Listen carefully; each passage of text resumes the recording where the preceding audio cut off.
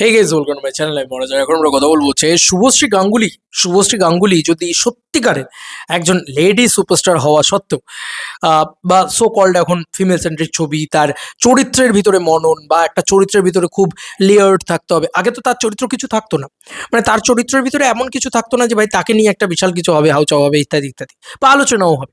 কিন্তু সে ছবিগুলো করতো, সেই ছবিগুলো কমার্শিয়াল ছবি ছিল। তো সেই শুভশ্রী গাঙ্গুলি নিজেকে ভাঙলেন, ভাঙার পরে নিজের চরিত্রের দৃঢ়তা দেওয়া শুরু করলেন, চরিত্রের উপরে দৃঢ়তা দেওয়া শুরু করলেন। আমি শুভশ্রী গাঙ্গুলি নিয়ে কেন এত কথা বলছি, কারণ দেশু 7-এ তিনি আবার কমার্শিয়ালি কাম ব্যাক করতে চলেছেন। অপরদিকে কোয়েল মল্লিক, আমি তোমাদেরকে কালকেও একটা কথা বলেছিলাম যে কোয়েল মল্লিক কমার্শিয়াল ছবিতে কাম ব্যাকই করছেন না, মানে কোয়েল মল্লিক কিছুতেই কমার্শিয়াল ছবিতে আসছে না। তো এখন প্রায় 2015 সালে যদি কোয়েল মল্লিকের লাস্ট একদম out and out mainstream commercial potboiler ছবি দেখে থাকি আমরা, তাহলে তার পরবর্তীতে আমরা দেখিনি ভাই। আজকে 12টা বছর হতে যায়, প্রায় 27 সাল এলে আমরা তো এখন অব্দি কোয়েল মল্লিকের কোনো কমার্শিয়াল ছবির লাইন আপ দেখিনি। তাই সেই কারণেই বলছি যে আমরা দেখিনি, তাহলে ওয়াই নট কোয়েল মল্লিক খাদান টু করবেন না? আজকে যদি শুভশ্রী গাঙ্গুলি এটা করতে পারেন, তাহলে কেন কোয়েল মল্লিক খাদান টু করবেন না?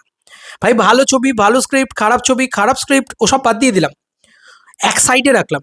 আজকে দেবের সাথে যদি শুভশ্রী আসতে পারে, দেবের সাথে কোয়েল মল্লিক কেন আসবে না? আরে ভাই জিতের সাথেও তো কোয়েল মল্লিকের আসা উচিত, কিন্তু সেটা তো সম্ভব হয়নি। এবং নানান রকম নাকড়া রয়েছে, এটা পরমব্রতও বলেছিল যে কোয়েলের নানান রকম নাকড়া রয়েছে, কিন্তু এই নাকড়াগুলোকে না সাইড করে রাখা উচিত এবার। কেন বলছি? ইন্ডাস্ট্রির স্বার্থে। কারণ এই মানুষগুলো, আজকে সামান্থাকে দেখো, সামান্থা এখনো এই এই যে সিনেমাটা করছে, সেই সিনেমাটা ব্যাপকভাবে বিজনেসও করছে আর কি। মা ইন্তি ওয়ান্ডারাম না কি সিনেমাটার এক্সাক্ট নামটা জানি না, যেহেতু হিন্দি ডাবডে নেই আমি দেখতেও যাইনি, কিন্তু আমার ছবিটার থিম লাইনটা খুব ভালো লেগেছিল। হ্যাঁ, টিজারটার বা ট্রেলারটার রিয়াকশনও করেছিলাম। যাই হোক, সেটা বলার, সেটা হচ্ছে যে সামান্থা তো একটা উয়ানটা বা করছে। আমি সব কিছু বাদ দিয়ে দিলাম, সামান্থা একটা আইটেম সং করছে। ভাই একটা মহিলা, সে আইটেম সং করছে, একটা ইন্ডাস্ট্রির লিস্টার সুপারস্টার হিরোইন, সে আইটেম সং করছে। সে শুধু যশোদা করছে না, কিন্তু আমাদের এখানে প্রবলেম হচ্ছে ভাই, আমরা শুধুমাত্র আমাদের নায়িকারা বা আমাদের কোয়েল মল্লিক শুধুমাত্র একটা যশোদার মতন ছবি করছে, শুধুমাত্র একটা কি যেন ছিল, রক্ত রহস্যের মতন ছবি করছে। ওয়াই?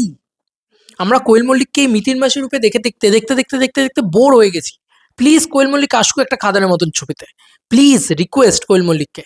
কারণ আজকে এইটুকু তো রেভলিউশন এসছে বাংলা ইন্ডাস্ট্রিতে যে শুভশ্রী গাঙ্গুলিও ভাবতে পেরেছে। আজকে কিন্তু এটাও শুভশ্রী গাঙ্গুলির কমার্শিয়ালি কামব্যাক ছবি।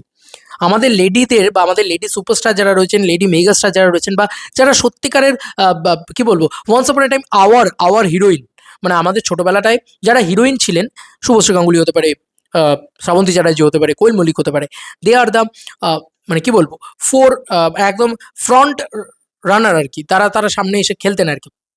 আমি তো শ্রাবন্তীর ক্ষেত্রেও চাই যে অনেক হয়েছে বাবা, এবার এসো একটা কমার্শিয়াল ছবিতে, out and out mainstream ছবি, ঠিক আছে? তো সেটা আমরা সকলেই চাই। আমরা বলি যে ভাই হিরোইনদের খুব একটা জায়গা থাকে না, কিন্তু আজকের দিনে দাঁড়িয়ে কমার্শিয়াল ছবিতে তো হিরোইনদেরও জায়গা থাকছে। আজকে বলো না, পুষ্পা টুতে কি শিবালরিকে নিয়েই তো পুরো গল্পটা। শিবালরি চেয়েছে বলেই তো ওটা ভাই পুরো, মানে রাজনীতি ঘুরিয়ে দিল।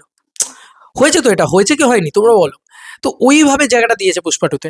তো ভাই আজকে আমার কথা হচ্ছে যে এরম একটা চরিত্র পেলে আমাদের এখানকার নায়িকাটা ডেফিনেটলি করবেন, আমার বিশ্বাস। তাহলে আমার কাছে কথা হচ্ছে যে ওয়াই কোয়েল মল্লিক কেন করছেন না?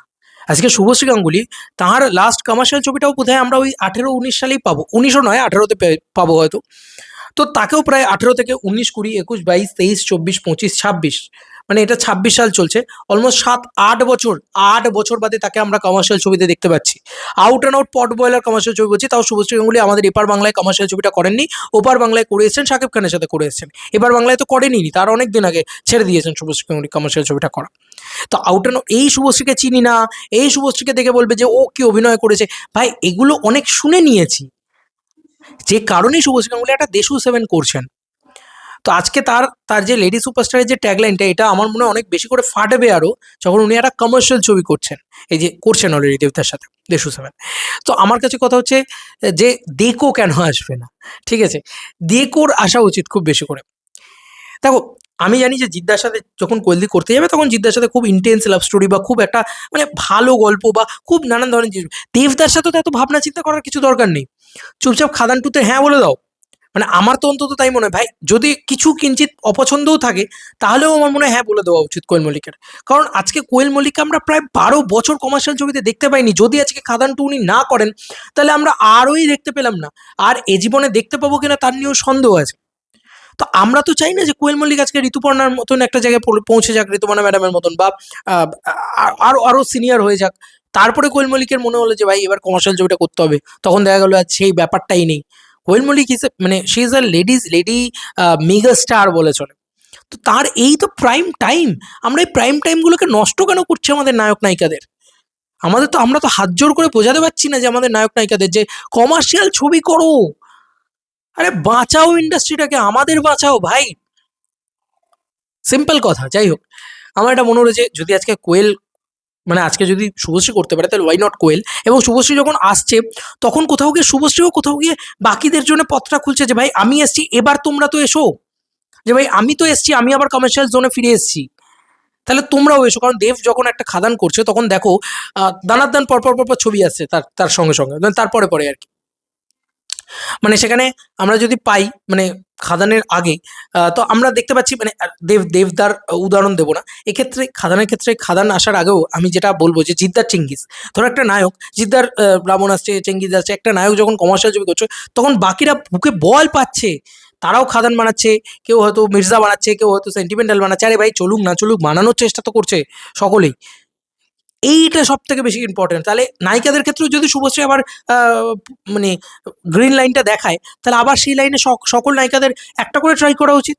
আচ্ছা ঠিক আছে, না চললো, কেউ ভালো করবে কেউ খারাপ করবে। কোয়েল মল্লিকের হাতে তো খাদান টু এর মতন প্রজেক্ট আছে, গ্যারেন্টি টু গ্যারেন্টি ব্লকবাস্টার, মানে কোনো সমালোচনা হওয়ার জায়গাই নেই। আর কোয়েল মল্লিককে নিয়ে সমালোচনা হবেও না, কারণ কোয়েল মল্লিক যদি কোনো চরিত্র করে সে খুব মানে যত্ন সহকারে সে পুল করে দেবে, চরিত্রের ভিতরে যদি কিছু নাও থাকে তাও পুল করে দেবে সে। আমরা তো সকলেই জানি এটা, তাই না? রিকোয়েস্ট কোয়েল মল্লিক ফিরে আসুক কমার্শিয়াল ছবিতে, 12 বছর বাদে তাহলে তাকে দেখতে পাবো। আর যদি না আসে ভাই ছেড়ে দে ভাই, এই ইন্ডাস্ট্রির আর কিছু হবে না। কারণ এত রিকোয়েস্ট করতে করতে মানে আমাদের বোধহয় জিভ দিয়ে রক্ত উঠতে বসেছে, গলা দিয়ে রক্ত উঠতে বসেছে, ভাই এটা করো ওটা করো সেটা করো।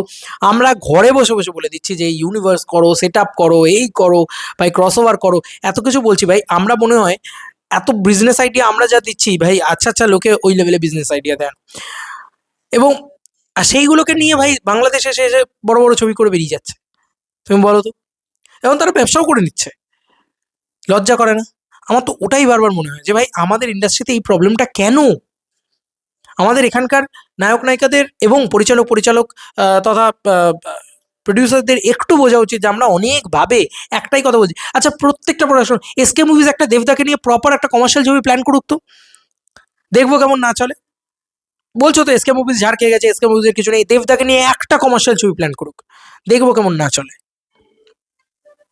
আজকে এসবিএফ একটা একটা প্রপার কমার্শিয়াল ছবি খাদানের মতন ছবি প্ল্যান করুক তো দেবদাকে নিয়ে, দেখবো কেমন না চলে। আমি এইটুকুই বলতে চাইছি, আর বাদ বাকি তোমাদের হাতে। ভাই আমি সকল সময় বলে এসেছি বাংলা কমার্শিয়াল ছবির উত্থান হলে আমরা মানে আমরা দেখতে পাবো যে মানে পয়সা কাকে বলে। আমরা আমরা শুধু মানে আমরা আমরা বলছি না, আমি বলছি যে আমাদের বাংলা ইন্ডাস্ট্রি দেখতে পাবে পয়সা কাকে বলে, আমরা দেখতে পাবো পয়সা কাকে বলে।